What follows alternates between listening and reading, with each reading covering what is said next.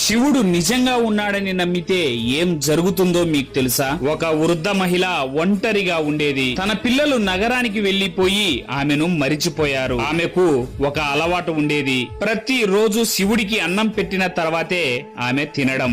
ఒకరోజు ఆమెకు జీవితం మీద విరక్తి కలిగి కోపంగా ఇలా అంది, నువ్వు తినవు, కానీ నేను ఎందుకు పెడుతున్నాను నీకు అని. అలా ఆ రోజు అన్నం పెట్టకుండా తినబోతుంది. అప్పుడే ఎవరో తలుపు తట్టారు. తలుపు తీస్తే బయట ఆకలితో వణుకుతున్న బాలుడు, అమ్మా, ఈ రోజు చాలా ఆకలిగా ఉంది, తినడానికి ఏమైనా ఉంటే పెట్టండి అని అడిగాడు. ఆమె క్షణం ఆలోచించి తన ప్లేటులో ఉన్న అన్నం అతనికి ఇచ్చేసింది.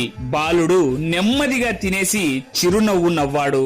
అప్పుడే ఆ బాలుడు ఇలా అన్నాడు, ఈ రోజు కూడా నన్ను నువ్వు ఆకలిగా పెట్టలేదులే అన్నాడు. ఆ మాటలు విన్న ఆమె గుండె ఒక్కసారిగా ఆగిపోయింది. ఆమె తేరుకొని చూడగా